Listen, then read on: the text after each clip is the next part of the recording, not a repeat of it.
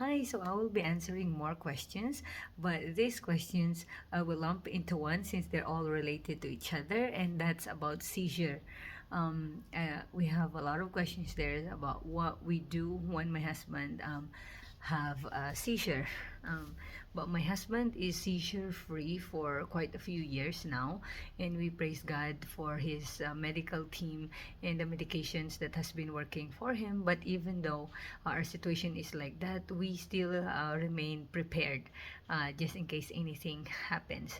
But before I continue the video, we just want to make sure that this is not a substitute for a diagnosis or a medical advice. So it's still best to talk to your medical provider when you have a seizure or you know somebody that has seizures. So here we go. Our friend Saidak is going to help us show on what we usually do when my husband has seizures. But if you forget everything that I'm gonna be talking about in the video, please don't forget these three things, if nothing else. I was told by our medical team that first is to do no harm, second is to provide a safe environment, and third is to seek or ask for medical help. So do no harm, provide a safe environment, and seek for medical help. So this is what we usually do. Our Sidak will show it. Thing that will always come to mind is to do no harm.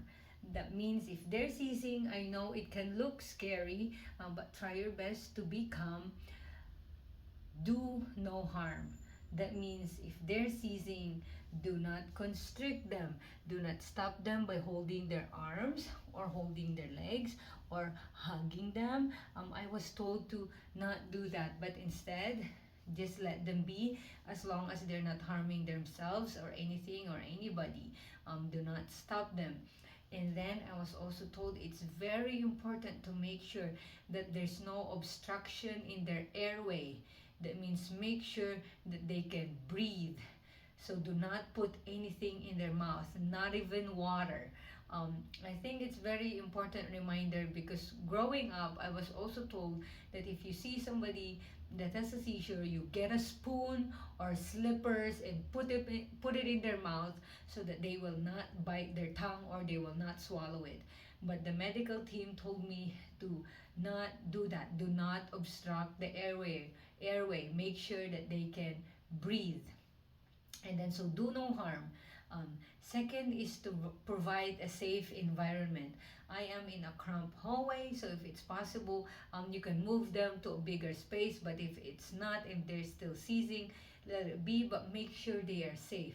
That means if there are chairs around here or shelves or any of that, make sure they're not gonna kick it and things will fall on them. In my case here, there's a shelf behind me, so I'm gonna be positioning myself here so he won't kick, he will not kick this thing, and the things on top of it, which is by the way my book is there now, will not fall on him. So provide a safe environment.